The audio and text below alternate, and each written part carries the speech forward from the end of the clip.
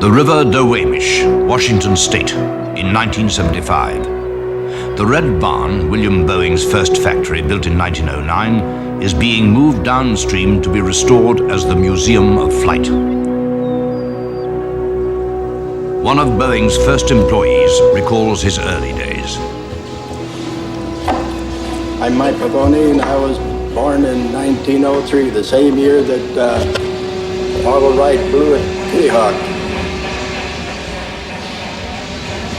And ever since I can remember, when I was 6 years old, I passed an airplane over here on Harbor Island, and I was fascinated by it. And a couple of years later, my dad and we went to South Tacoma to see the horse races, and we passed an airplane there that was taking up rides for people, and my dad had to jerk me out of there and then go to the horse races. And ever since then, I was really fascinated with the aircraft. And later, when I got through school, I went down to Boeing's, and I hired in 1920 as an apprentice mechanic. And that was the start of my career there with aviation. William Boeing was born in Detroit in 1881 of wealthy German parents. Educated in Switzerland and at Yale, he moved to the Pacific Northwest in 1903. Having already developed a love of fast cars and boats, the events at Kitty Hawk implanted a new challenge, the challenge of flight. But it was not until 1915, when he met Conrad Westervelt of the US Navy, that his dream would be realized, when, after buying a Martin seaplane and dismantling it, they decided they could build a better one.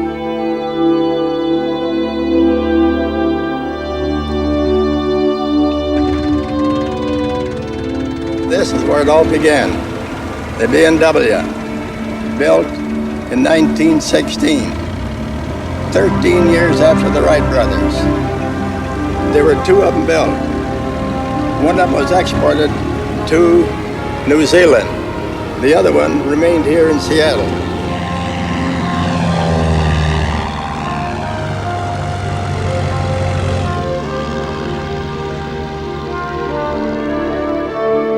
The BMWs were shown to the US Navy, who suggested various modifications for use as a trainer. And as America entered the war, they placed an order for 50 of the craft.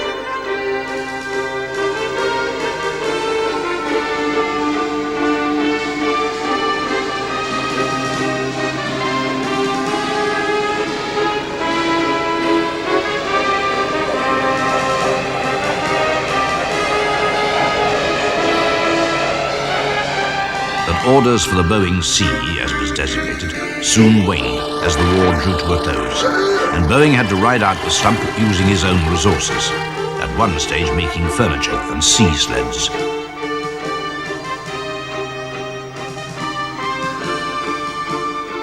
It is now 1923, and Boeing has developed a system of arc welding steel tubes to replace the timber then in use, and it was the success of this new construction method and the company's aggressive pursuit of military orders that made it, by 1927, one of the largest aircraft companies in the USA.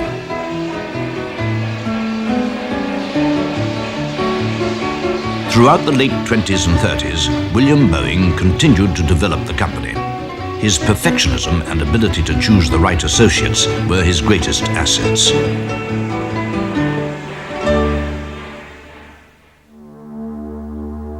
The company continued to attract orders for fighter and military training aircraft, as well as building a series of seaplanes for the US Mail Service.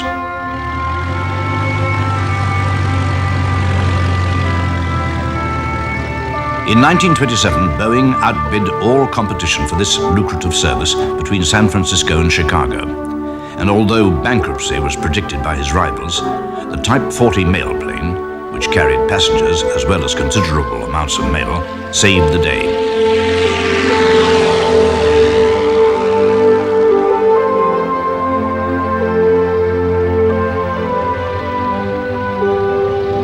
"24 were rushed into service in just 2 years of operation, carrying 1,300 tons of mail and 6,500 passengers. Boeing had set new standards and still made a profit. From these profits, he went on to form his own airline, Boeing Air Transport, later to be called United Airlines. There followed a series of innovations both in design and airline management. The Model 80 airliner became the first to carry a stewardess. Then, in 1930, came the Model 200 monorail. Only two were built, but the method of construction using duralium spars and sheeting was to have a far-reaching effect on the industry. It marked the death knell of the biplane airliner.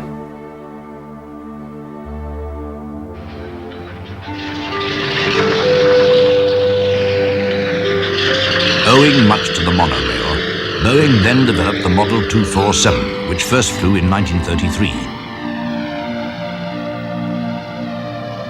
It was, however, overshadowed by its commercial rival, the Douglas DC-3.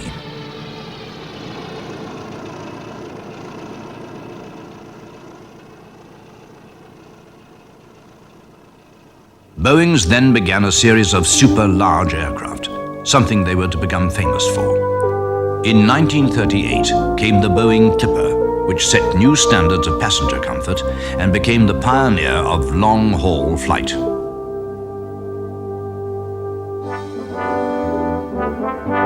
It was the experience gained building huge aircraft such as the Clipper and the darkening war clouds over Europe that encouraged Boeing to enter the field of large bomber aircraft.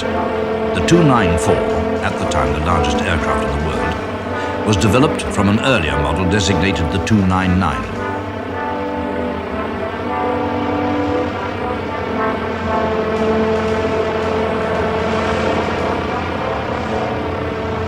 Although grossly underpowered, they were to be the stepping stones to one of the most famous aircraft to see service in the Second World War.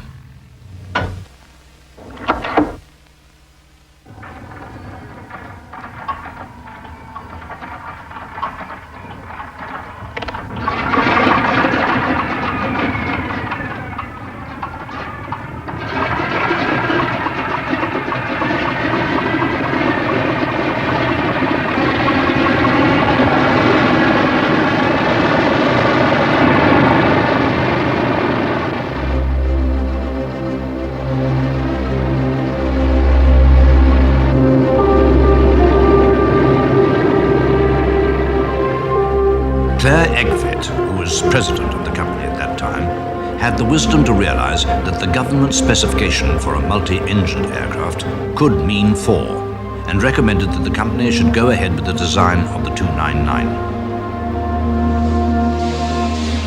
Its ability to sustain battle damage had a lot to do with the construction techniques used initially on the monorail. The aircraft was built in separate components and could be assembled in units or by subcontractors, thus making it possible to produce large numbers of aircraft from relatively small factories. The B-17 had been born, and with America's eventual involvement in the Second World War, production began in earnest. Well, of course, we were working 3 shifts a day and basically 7 days a week, which certainly contributed to the high rate. And we had lots of people, you know, and it was very noisy. But it wasn't really confusing. We had the wing line, and we had the engine shop, and you know, we had the final assembly, and you know, it was just very compact. And of course, it grew with the rates, you know. Many of the changes were changes dictated by experience in combat. The first of these, of course, most obvious was the tail turret, which was installed first on the B-17E, and then additional armament and revisions to armament were made all throughout the life of the program to add the firepower where it was needed, or to add armor plate or protection of various kinds as required by combat experience. Using hindsight, of course, you could have designed it as a B-52, but without hindsight, there aren't very many changes that appeared to be necessary that didn't get made.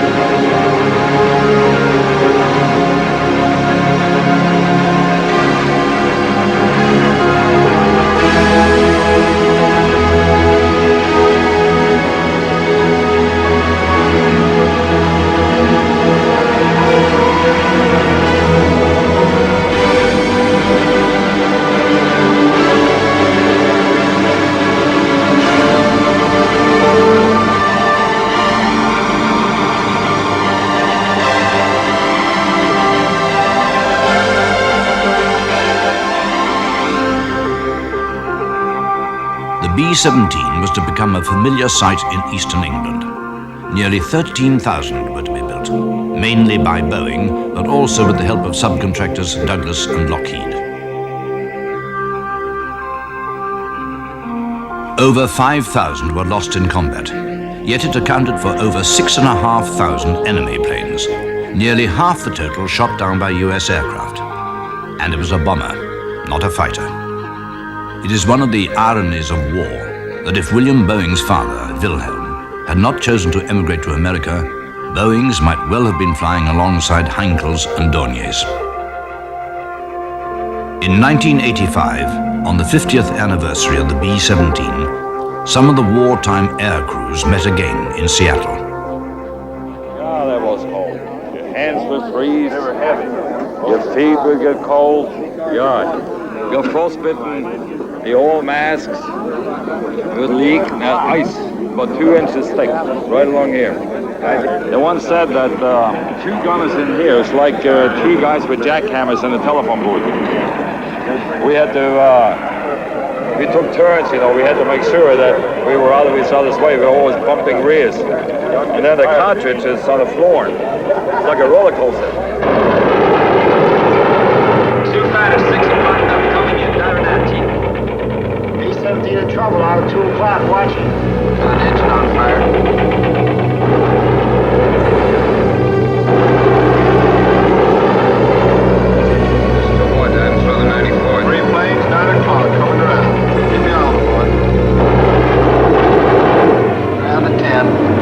So keep your eyes open. They're breaking at 11, breaking at 11. I got him. He's coming around underneath at 10 o'clock. They're going 2 o'clock.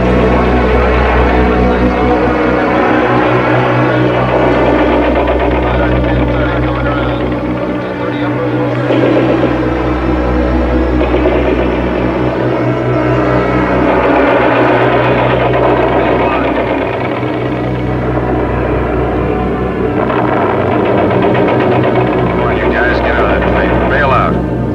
He come out of the bomb bay. Yeah, I see him. There's a tail gunner coming out. Watch out for fighters. Keep your eye on them, Bill. See any parachutes, Quinlan? Parachutes open like at 9 o'clock.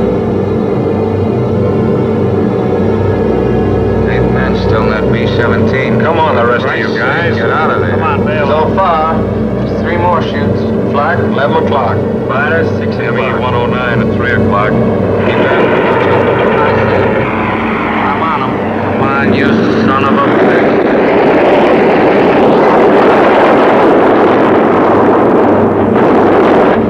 I got him. Confirm that fighter. He got him, Chief. Look, he's bailing out.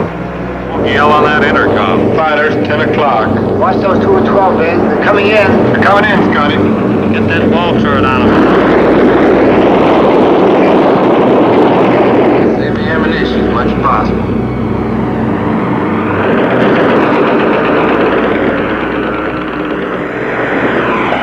It is a sad fact of life that an invention as potentially beneficial as the aircraft should be used for the wholesale destruction of man. Jean Genet, a poet of the 40s, wrote, "Suddenly at night the bombers came, in the hard reverberating bowl of the sky, destroying the factory and the tall cathedral, the dock, the warehouse and the railway station, the rich house in the leafy avenue, and the shouldering tenements of the narrow streets, and the bodies and souls of men."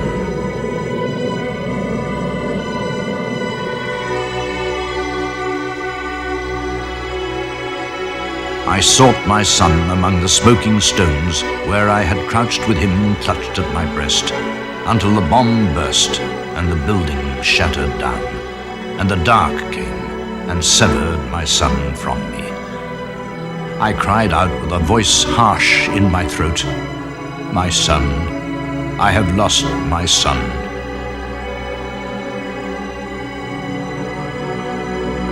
You ask about being scared? Yes, we were scared.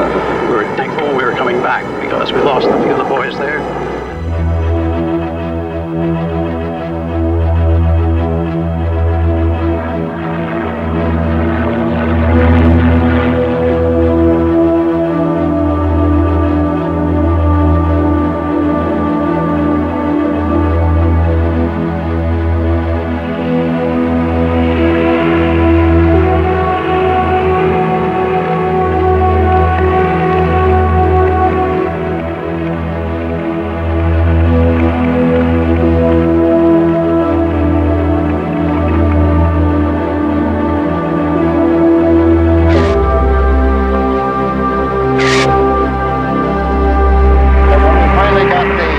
B-17Fs and started going in deep penetration,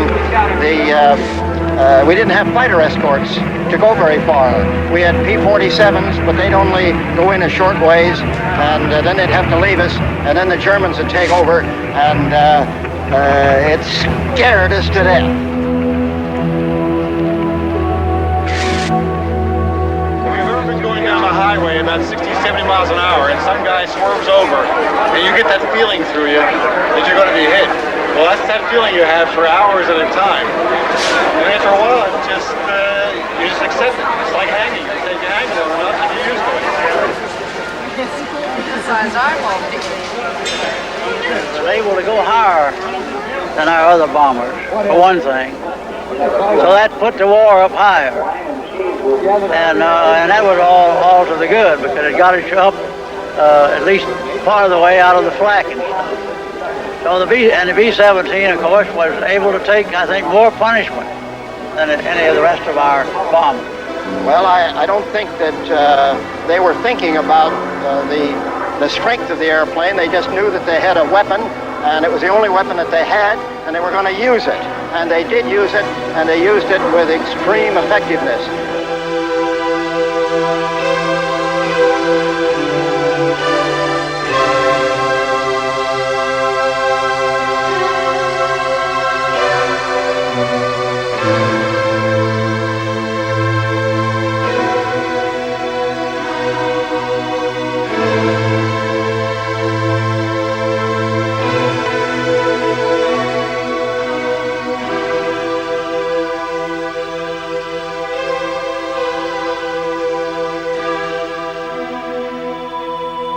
It happened when, soon after takeoff, on the return, almost made it.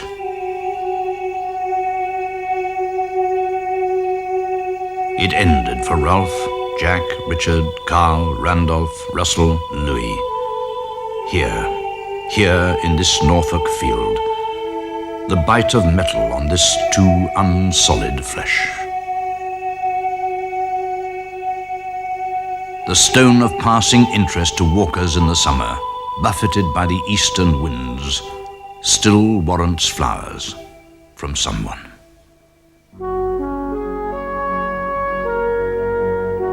Good as the B-17 was, the US Army had a need for a high-altitude pressurized bomber. Before the war, Boeing had developed the Stratoliner with a supercharger and a sealed fuselage. 4 were even ordered by Pan American as passenger airliners.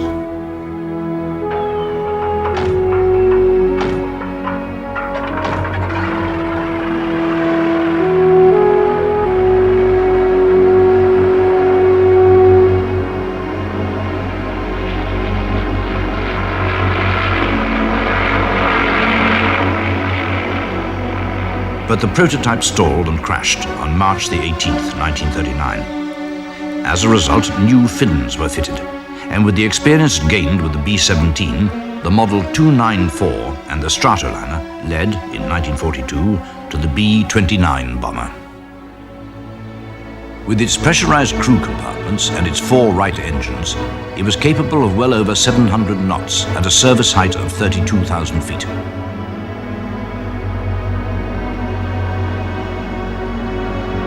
It was the heaviest combat aircraft to enter service in World War II and was used mainly in the Pacific, becoming involved in various heavy raids on the Japanese mainland.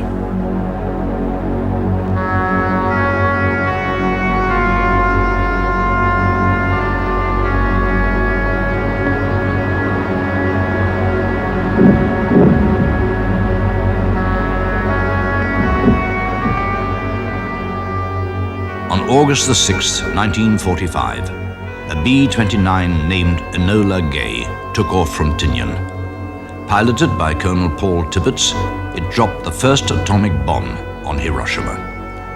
It devastated the city, killing over 75,000 people. On August the 9th, a second B-29 dropped the bomb on Nagasaki. Mara Tamiki, a Japanese poet of the 40s who suffered radiation burns and sickness and who later committed suicide, wrote, "In the fire, a telegraph pole. At the heart of the fire, a telegraph pole like a stamen, like a candle, blazing up like a molten red stamen. In the heart of the fire, on the other bank from the morning, one by one, fear screamed through men's eyes. At the heart of the fire, a telegraph pole, like a stamen. For flyers, the age of innocence was finally over. The dream had turned into a nightmare. Prior to and during the war, development work had taken place in Europe on the gas turbine engine, and by 1945, a number of single and multi-engine jet aircraft had been flown in Great Britain and Germany.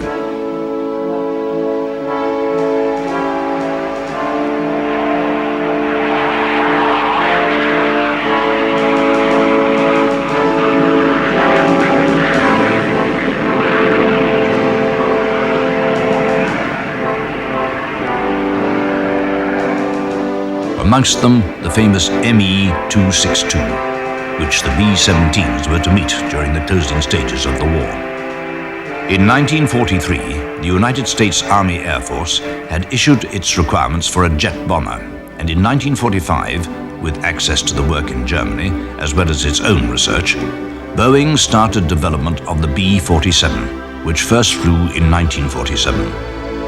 With its high aspect ratio wing and 6 engines, it presented its pilots with many problems. The wing could flex as much as 17 feet at its tip, and at certain altitudes, moving the stick back would result in a slow speed stall, and moving it forward resulted in high-speed buffeting, which became known as coffin corner.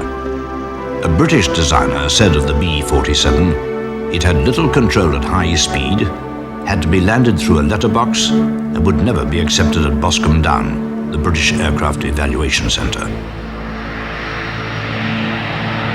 But yet again, valuable lessons were learned and put into use in its successor, the B-52.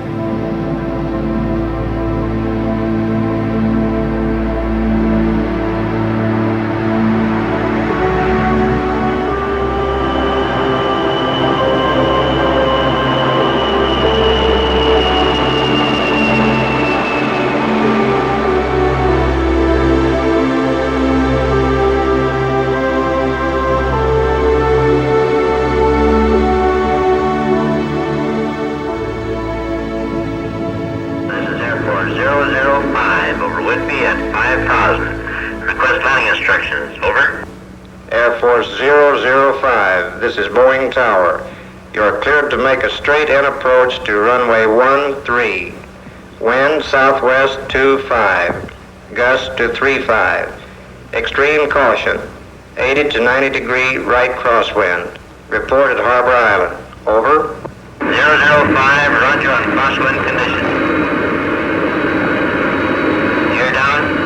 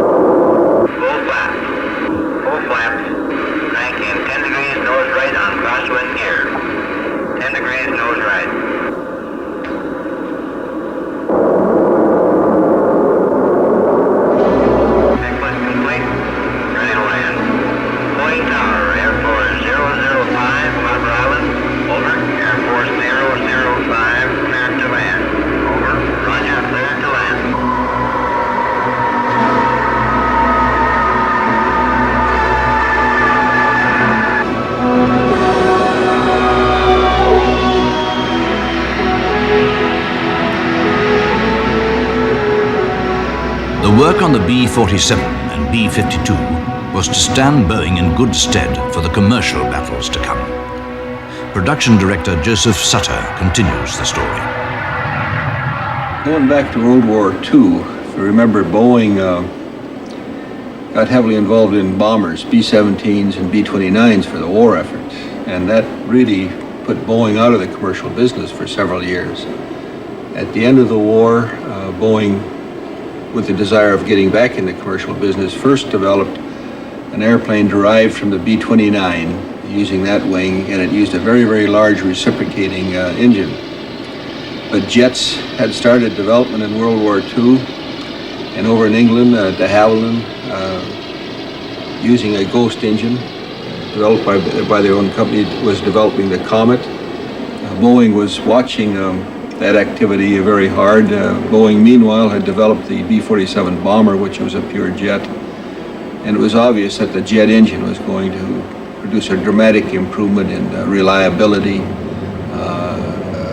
performance, and we believed in economics and finally in range when the engines quit burning so much fuel. The Comet made quite an impression and pretty much proved that jet travel was going to be far superior to struggling through the air at 20,000 feet in the clouds and slow speed. So when an engine came along that looked like it was going to produce an efficient jet, we immediately began exploring the possibility of jet airplanes. Boeing first did it by using a Pratt & Whitney engine and building a prototype. We called it the 367-80. It was actually the prototype of the 707 airplane. It was built using Boeing's own fund. Only one airplane was built.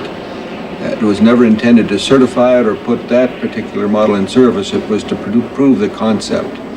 And the Dash 80 really made quite an impression and very quickly developed into the 707 program. That first model was a intercontinental model. New York to London was one of the prime routes. Pan American, British Airways were a couple of the key customers. That kept developing from model to model, and we finally built about 900 of those airplanes, and the 707 really did a lot towards establishing long-haul jet travel. The 707 was to become one of the best-known aircraft in the world and was to help in the development of a new military order, the KC-135 tanker, which was built for the United States Air Force and is seen here being rolled out for the first time in July in 1956 alongside the KC-97, which it was designed to replace. Had it not been for the military orders, things could have been tough for Boeing. It was not until 1963, when over 1,000 707s had been sold, that the aircraft moved into profit.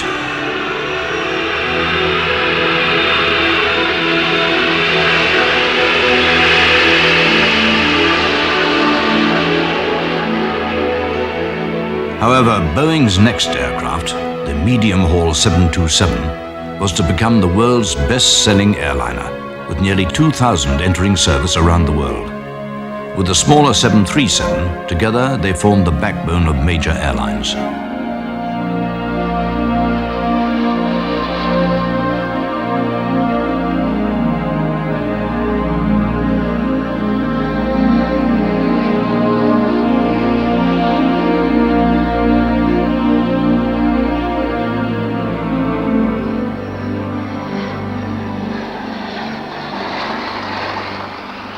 The 707 and a much greater acceptance of air travel, it was obvious that if that efficiency could be built in other airplanes, the whole air transportation system could take off and produce quite a bit of benefits to everybody, including profits to the operators. So Boeing then pursued medium-haul airplanes like the 727 and finally all the way down to the little 737. So the jets really covered the whole field. Air travel really did take off because of the jets, and it was obvious that the next step is to try and satisfy a bigger market demand. More people wanted to travel. The cost of air travel was still a little bit too high. The way to improve that is to go after better efficiency, which meant improved engines and better aerodynamics, better structure, and larger capacities. Boeing, in discussing the situation with the major potential customers, was amazed to find out that the airplanes we were thinking of were too small. And that really was the bringing into being of an airplane the size of the 747. That size was not picked by Boeing. It was picked by airlines like Pan American, British Airways, Lufthansa, Japan Airlines. And it was quite a shock to we engineers when they asked us to produce an airplane that large, especially with a brand new style of engine called a high bypass ratio engine. And you have to give a lot of credit to the engine manufacturers. Without those kind of engines, we couldn't be making the type of airplanes like the 747. But the combination of a very efficient high bypass ratio engine, also it gave us the ability to lift that capacity into the air. That produced operating economics that really produced air transportation as we know it today. It was a very, very bold gamble. Boeing was putting the net worth of the company online. It exhausted Boeing's resources, and Boeing got pretty thin financially at the time we delivered the first 747. I think that kind of a gamble would be hard to take today. On February the 9th, 1969, after days of sub-zero conditions, the 747 and its crew were ready for the first flight. The rain and cold conditions still threatened, and the hoped-for break in the weather did not materialize. They waited for a break in the clouds that covered Payne Field, Everett, Washington State. Then, just before noon, the hoped-for break in the clouds came, and the 747's crew decided to attempt a takeoff.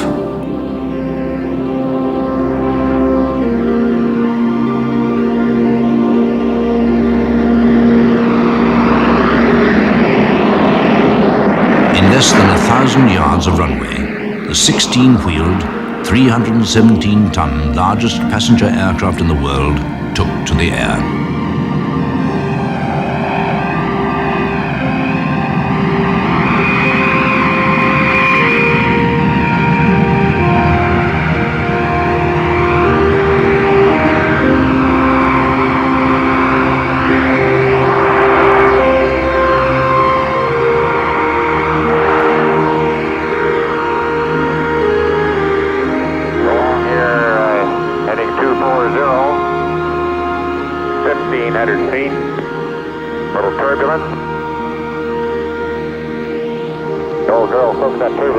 Very nicely.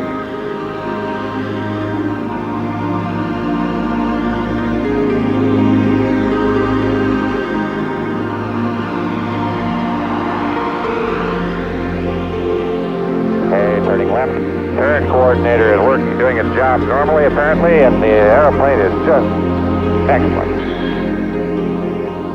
After a little over an hour's flying, the 747 heads for home. It was to be the beginning of a new era of jet transport, carrying more people further and faster.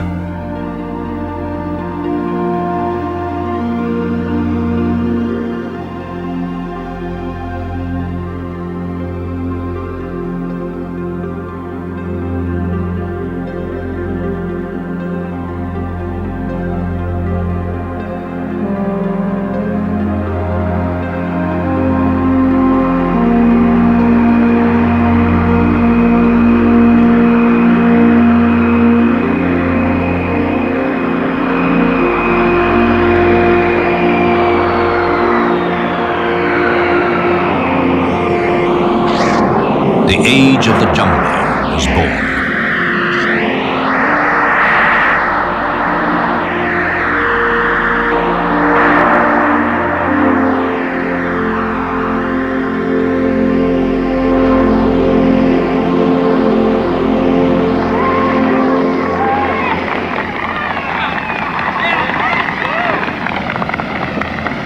Hi, Al. Jack, how are you? Good, good. Well, first things first. That's good, always, right? Okay, Jack. Natural question is, what are your impressions?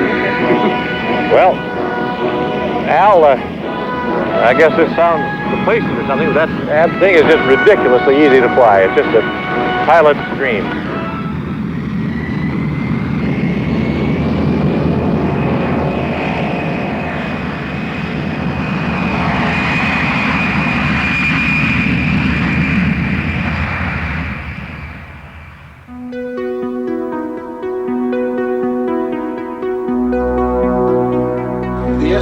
program had a lot of problems with it.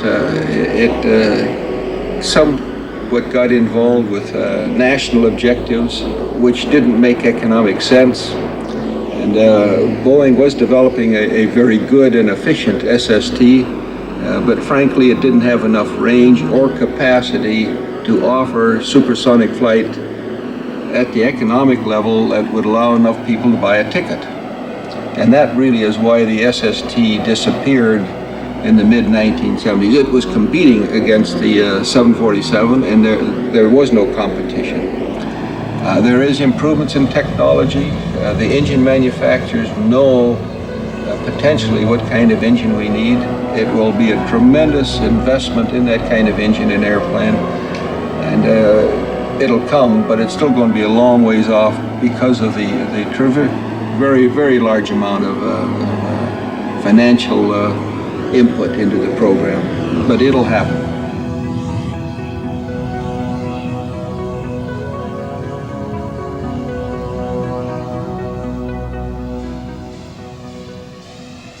In 1960, Boeing acquired the Vertol Aircraft Corporation in Morton, Pennsylvania. Frank Piasecki had developed and flown a large tandem rotor helicopter in 1945, at the time the largest helicopter built, carrying 10 passengers.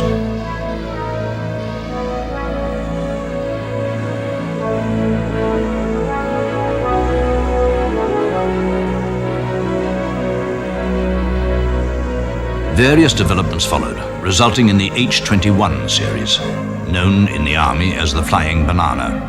Seen here working on offshore posts that serve as part of the early warning system for the United States.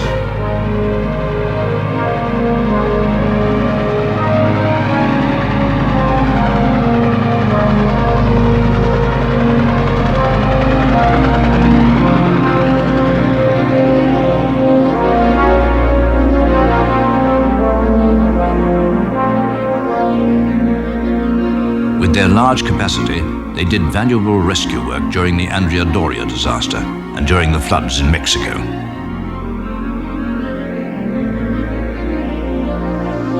From the Flying Banana, Boeing went on to develop the Chinook battlefield helicopter, 550 of which were used in Vietnam.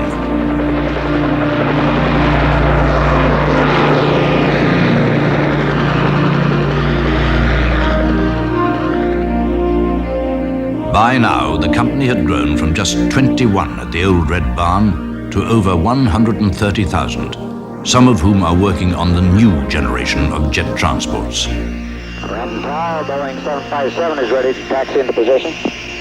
Boeing 757, proceed on the runway. 757. Wind 170 at 20. Roger.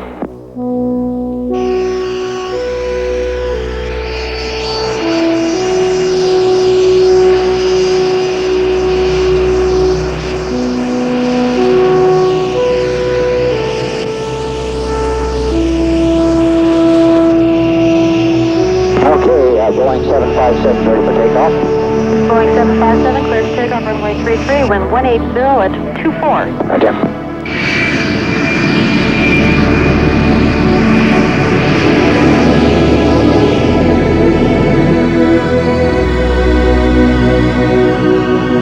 Boeing 757 contact scale departure 119.5. Good day. Thank you very much. We'll be talking to you again soon.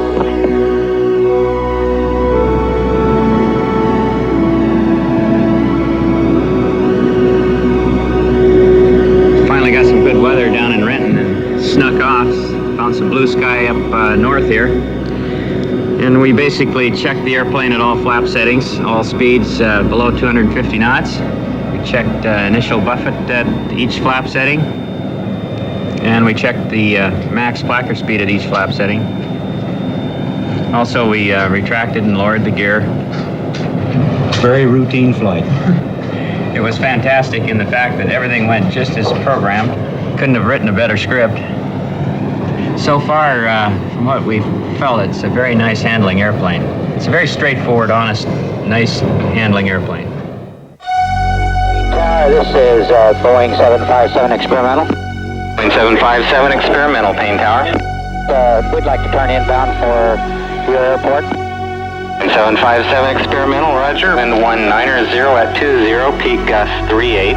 Altimeter 29091. Roger, 2991. A windy day, isn't it? No, got a little bit.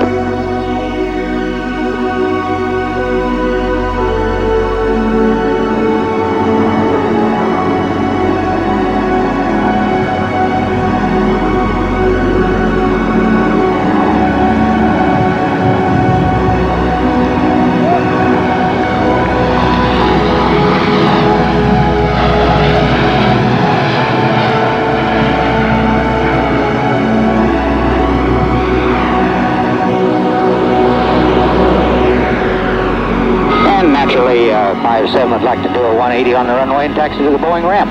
757, 180 approved, taxi to the ramp. Okay, we'll do it. Thank you. Looks like you had a little bit of bumpiness there. Well, a little bit. It was different than sometimes. Boeing now has a new rival in the marketplace, this time from Europe, in the shape of the Airbus, similar to the 757 and the latest 767. Boeings have a curious stake in their new rival.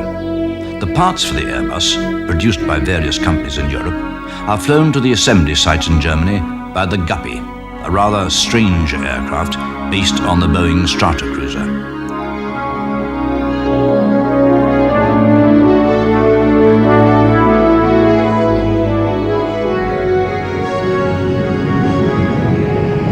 Boeing 757, contact Seattle departure 119.5. Good day. Thank you very much. We'll be talking to you again soon.